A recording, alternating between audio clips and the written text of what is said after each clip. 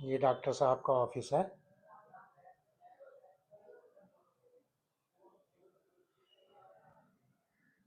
पिछले दिनों यहीं पर हमने अर्थशास्त्र के बारे में डॉक्टर साहब का लेक्चर शूट किया था। ये कुछ इस तरह यहाँ बोर्ड लगा हुआ है। इसको हम जूम करके दिखाते हैं। देखिए,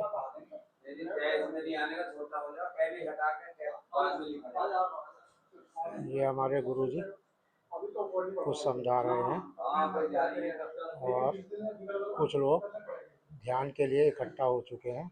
गुरु जी की शरण में आके सबके कष्ट मिटे, स्वामी सबके कष्ट मिटे। की पीड़ा को, दुखियों की पीड़ा को पल में मिटा देवा। जय श्री सद्गुरु देवा। विषय विकार मिटा दें जी अपनी शक्ति से दुष्टों का नाश करें। स्वामी दुष्टों का नाश करें। विघ्न विनाशक गुरु जी, विघ्न विनाशक गुरु जी, मोक्ष दिला देवा। जय श्री सद्गुरु देवा। गुरु दर्शन को आवे, वांछित फल पावे। स्वामी वांछित फल पावे। लोभ मोह से छूटे, लोभ मोह से छूटे, शक्ति दे देवा। जय श्री सद्गुरु देवा। गुरु जी के चरण कमल से अमृत धार मुक्ति पालेवा। जय श्री सद्गुरु देवा। गुरु धाम पे आके जीवन सफल होवे। स्वामी जीवन सफल होवे। कष्ट मिटे तन मन का, कष्ट मिटे तन मन का, परमानंद ले लेवा। जय श्री सद्गुरु। श्री सद्गुरु जी की आरती जो कोई जन स्वामी प्रेम सहित गावे। कह मुरलीधर योगी, कह मुरलीधर योगी, सुख संपत्ति दे देवा। जय श्री सद्गुरु देवा। जय श्री सद्गुरु देवा। स्वामी जय श्री सद्गुरु देवा। भक्त जनों के संकट पल में हर लेवा। जय श्री सद्गुरु देवा। बोलो श्री सद्गुरुदेव महाराज की जय। आनंद कंद भगवान की जय। गुरुर्ब्रह्मा गुरुर्विष्णु गुरुर्देवो महेश्वरा। गुरुर्साक्षात् परब्रह्म तस्मै श्री गुरुवे नमः। तस्मै श्री गुरुवे नमः। ध्यान मूलं गुरुर्मूर्ति, पूजा मूलं गुरुपदम्, मंत्रमूलं गुरोर्वाक्यं, मोक्षमूलं गुरो कृपा। अखण्डमण्डलाकारं व्याप्तं येन चराचरं, तत्पदं दर्शितं येन तस्मै श्रीगुरुवे नमः।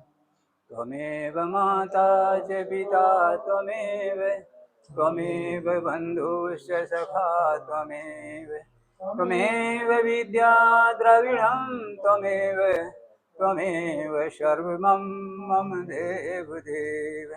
ब्रह्मानन्दं परमसुखदं केवलं ज्ञानमूर्ति, द्वन्द्वातीतं गगनसदृशं तत्त्वमक्षादिलक्ष्यम्, एकं नित्यं विमलं चलं सर्वाधिसाक्षिभूतं, भावातीतं त्रिगुणारहितं सद्गुरु तं नमामि, सद्गुरु तं नमामि, सद्गुरु तं नमामि। बोलो श्री सद्गुरुदेव महाराज की जय। आनंद कंद भगवान की जय।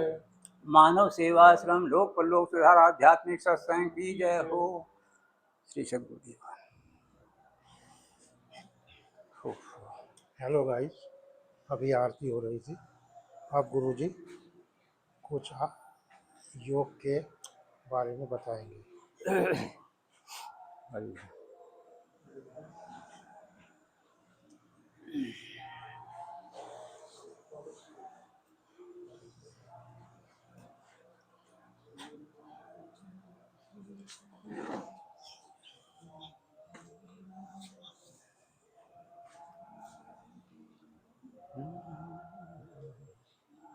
उन सत्संगों में बजाय लाभ के भगवान को अपमानित कर रहे हैं। वो कैसे? वो ऐसे कि भगवान या देवता वो देते हैं, लेते नहीं हैं। लेकिन हो क्या रहा है इस वर्तमान युग में, हम भगवान को या देवताओं को इस लालच में, इस मोह में ये देते हैं कि जितना हम आश्रम में या संत पुरुषों को ज़्यादा से ज़्यादा देंगे उतना ही हमको जो है लाभ होगा, हैं?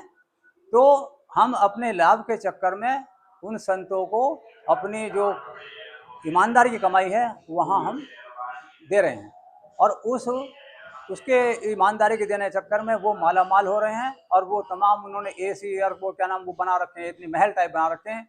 वहाँ हमारा शारीरिक, मानसिक, आर्थिक सारा शोषण वहाँ हो गया है। तो इसी वजह से भगवान ने ये कहा है कि जब तुम मेरे उसको कार्य को मैं तुम रोज अवरोध उत्पन्न कर रहे हो तो ठीक है, तुम्हें वैसा ही परिणाम मिलेगा। तो वो परिणाम इसी वजह से मिल रहा है कि जितने भी ये संत हैं, चाहे वो राम रहीम हो, चाहे वो आसाराम हो, चाहे वो ये रामपाल हो, और भी जने कितने कितने ऐसे हैं जो जिन्होंने बिल्कुल अपना हमारे, और हम तो इतने मतलब जो हिंदू खास तौर से संस्कृति के आदमी हैं, इतने दयालु हैं, कृपालु हैं, तो हर एक पर ब्लाइंडली मतलब करते हैं, विश्वास करते हैं।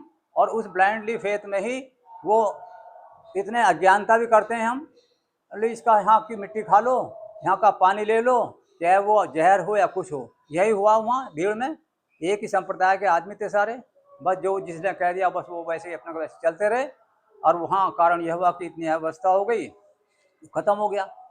हमारे गुरुदेव जी ये कहते हैं कि भाई हमने भी 26 साल से कर रहे हैं कि हमारे यहाँ कोई ऐसी दुर्घटना नहीं हुई। मैं होती कैसे? क्योंकि संतों की जो आपने डेफिनेशन बता रखी है, वो 5 गुण संत के होने चाहिए। वो संतों के 5 गुण आपके अंदर 100% विद्यमान हैं। कौन कौन से? नंबर 1 कि वो संत जो किसी प्रकार का दान चढ़ावा ना लेता हो। पहला ये है सत्पुरुष का ये लक्षण होना चाहिए। दूसरा ये है कि वो लंका रूप, या जैसे लोगों ने महल बना रखे हैं, संतों ने अपने ऐश्वर्य के 5 स्टार होटल बना रखे हैं, वो उसके पास वहाँ कोई धन, उसके लंका रूपी आश्रम उसके पास नहीं होना चाहिए।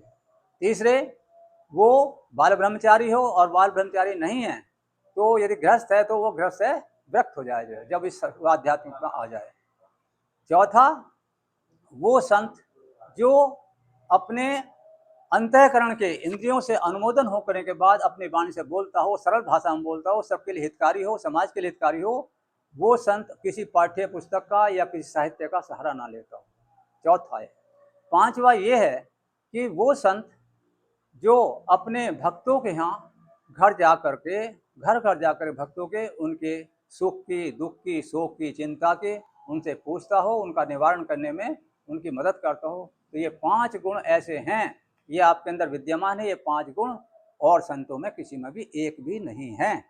सब लेने वाले हैं, सब ऐश्वर्य है और उसको भोगने वाले हैं, और बिना किसी पाठ्य पुस्तक के कोई भाषण या वो आध्यात्मिक प्रवचन नहीं करने वाले हैं, और ना किसी के यहाँ जाने वाले हैं। एक हमारे संत हैं, सबके सामने यहाँ पैदल चलकर आके बैठ रहे हैं, और एक ऐसे हैं जो 50 फीट ऊंचाई पर बैठे हैं, जो और दूसरे संत हैं आपके अलावा उनके दर्शन भी नहीं हो पाते हैं। और वो VIP टाइप में रहकर, पहले तो उनका रजिस्ट्रेशन होगा कि भाई आपको 5 लाख रुपए देने पड़ेंगे, और फिर उसके बाद उनकी मेंटेनेंस में मतलब एक आदमी 20-30 लाख के उसमें उनके आध्यात्मिक सत्संग का प्रवचन खर्चा आएगा। हमारे यहाँ क्या खर्चा, हमारे गुरुदेव तो जो है अपनी जो भी इन्होंने, खैर चलो ये सरकारी अधिकारी थे, रिटायरमेंट हो गया, पेंशन मिल रही है, उस पेंशन का भी अपना जितना भी ज़्यादा से ज़्यादा समाज सेवा में या धर्मार्थ में लगा रहे हैं। देते लेते तो है ही नहीं, देते ही देते हैं। तो ये बहुत अच्छी बात है। इसी वजह से हमारे जो गुरुदेव के जितने भी सत्संग में उसमें कोई भी किसी किस्म की अप्रिय घटना आज तक नहीं हुई है और न होगी। ये बड़ा स्पष्ट बात बताया गया। और सब संतों के में शांति कुंज में धर्म हुआ था, वो कौन सा कुंड वो हुआ था, वो हवन कुंड, हवन यज्ञ हुए थे, जिसमें मेरे ख्याल में पूरे उसमें जो ना 500 जन कितने कुंड लगे थे। अब हुआ मोबाइल आ रहा है, तो उसमें क्या हुआ, आ जाओ, उसमें ये हुआ कि जब इन्होंने वो हवन किए तो हवन में जो है मोस्टली जो है वो कार्बन डाइऑक्साइड निकलती है। अब वो कार्बन डाइऑक्साइड वहाँ उसमें जितने भी आदमी थे, उधर तो मनुष्यों की जो हम कर रहे थे हजारों लाखों आदमी था, उनकी कार्बन डाइऑक्साइड, फिर उसकी कार्बन डाइऑक्साइड, तो वो कार्बन डाइऑक्साइड जो है वो लोगों जो है बहुत से जो आदमी बेचारे आधी उम्र से ज़्यादा के हार्ट के पेशेंट हैं, वो नहीं बर्दाश्त कर पाए, वो खत्म हो।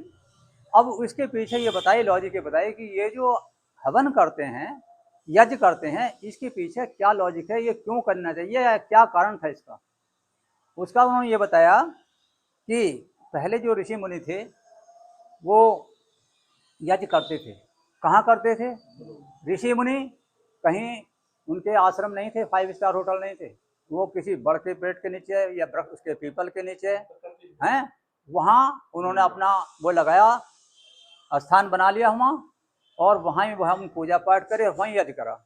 तो उस यज्ञ से उन्होंने, यज्ञ तो अपने लिए नहीं गया, वो यज्ञ जहाँ वो हमारे संत महात्मा रहते थे वहाँ आसपास में काफ़ी फूल बगीचे इस टाइप से रखते थे वो, तो उन फूल बगीचों को मेंटेन करने के लिए, उनकी लाभ के लिए, क्योंकि जितने भी हमारे ये पेड़ हैं या ये वो फुलवारी हैं, ये सब कार्बन डाइऑक्साइड छोड़ते हैं, वो लेते हैं और ऑक्सीजन को देते हैं। तो इनके भोजन के लिए उन्होंने वो यज्ञ किया कि इससे जो कार्बन डाइऑक्साइड निकलेगी वो इन पौधों को मिलेगी और ये पौधे जो है फिर हमको ऑक्सीजन देंगे। इसके पीछे ये लॉजिक थी, ये जो कहता था। लेकिन आज इसका उल्टा हो रहा है। हम क्या करते हैं, हम यज्ञ कराते हैं घर में बैठ के, वहाँ कोई पेड़ पौधा तो है नहीं, तो जितनी भी कार्बन डाइऑक्साइड निकलेगी वो सब की सब वो घर में रहेगी और वो सब हमें नुकसान देगी, पेड़ पौधों को तो नहीं देगी। तो इसका ठीक मतलब उल्टा ये मतलब उसका बताया कि इसका वास्तविकता ये है। अब जो है वो चले जा रही मामला, इस बात को नहीं सोचता, भाई तुम्हें यज्ञ करना खुले में करिए आप, जो है कोई दिक्कत वाली बात नहीं। फिर उन्होंने ये बताया, इसलिए हमारे गुरुजी जो है हाँ वो ये भी कहते हैं हाँ कि जब आप पूजा करें तो दीपक जलाएं, हाँ और जो धूप बत्ती अगरबत्ती जो है वो नहीं जलानी चाहिए। हाँ, अगर वो आप जलाते हैं वो सब वो निकलेगी, उससे वो कार्बन डाइऑक्साइड मोनोऑक्साइड निकलेगी वो, निकलती है, और वहाँ पर जो फैलता है हाँ। तो उससे जो है जो पूजा करने वाला होता है उसको उससे लाभ नहीं होता बल्कि उससे हानि होती है, इसलिए वो मना करते हैं। हाँ, दूसरे एक बात और बताई उन्होंने कल कि तीर्थ 2 किस्म के हैं, एक तो स्थावर और एक जंगम, को इससे बताया था। तो स्थावर मान लीजिए, फर्ज करो यहाँ जैसे कोट द्वार में है सिद्ध, क्या है बोलते हैं, सिद्ध बलि मंदिर है ना, तो सिद्ध बलि पे किसी संत ने यहाँ कभी पूजा अर्चना की होगी, तो उसके वाइब्रेशन जो हैं वो वहाँ वो तो चले गए भाई, वो तो चले गए ऊपर, उसके वाइब्रेशन है, तो वो स्थलीय मतलब तीर्थ हो गया जो है। अब वो तो इस टाइप का जो है बताया उन्होंने कि अब उनके जब इतने अवधि बीत गई तो उनके वाइब्रेशन कम हो गए। जब उनके वाइब्रेशन कम हो गए तो उनकी जो महत्ता पहले अब से 100 साल पहले थी वो महत्ता अब वो नहीं रही। तो इस वजह से उनको जागृत करने के लिए भी भाई वहाँ उनको दोबारा, जैसे अब हम सत्संग में जाते हैं, आज ने इस बार नई बात सुनी, नई ऊर्जा आई, तो ऐसे ही उन तीर्थों का भी अब हो गया उल्टा मामला है, तो तीर्थ अब जा रहे हैं आप वो बनाने, हनीमून मनाना है, तो बताइए फिर क्या होगा, बताओ। इसीलिए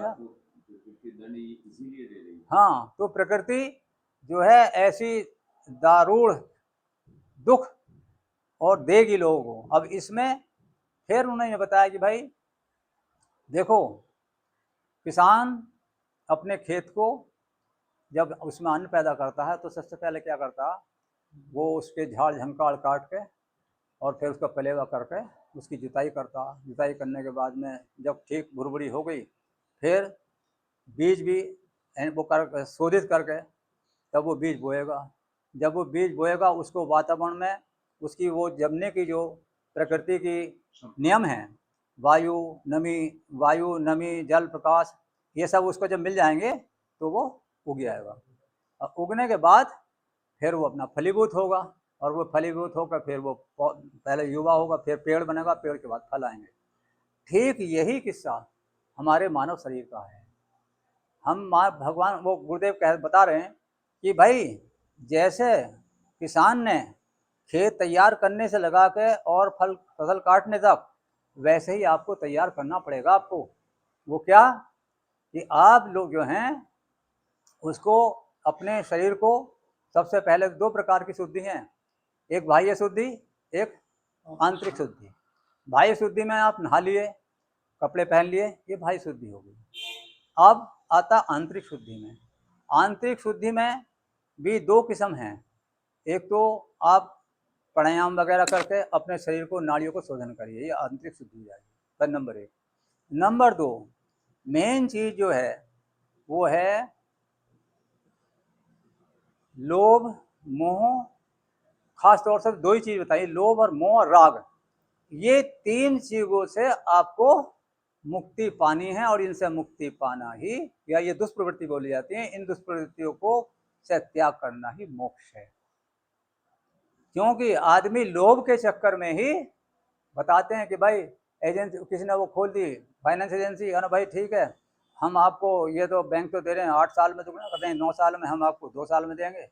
आपने जो 28 से 50 1 लाख रुपए जमा कर दिए और वो 6 महीने के बाद अंदर साफ हो गया। तो लोभ में ऐसे आदमी दिन प्रतिदिन लूट रहे हैं रोजाना, ये लोभ है। और दूसरे ये भी बताया गया कि जो मनुष्य जितना भौतिक संसाधनों में अपना जीवन व्यतीत करेगा, वो लास्ट में उतना ही दुख को प्राप्त होगा। और जो जितना आदमी अपने मतलब अभाव में जीवन व्यतीत करेगा, उससे उसको तब बढ़ेगा, सामर्थ्य बढ़ेगी, और सामर्थ्य को आप जो उसमें लगाइए, सेवा में लगाइए। तीसरे ये बताया गया है किसी चीज को अपना न मानना, ये शरीर भी अपना नहीं है, ये किसी, तो उससे हमारे अंदर वो आएगी,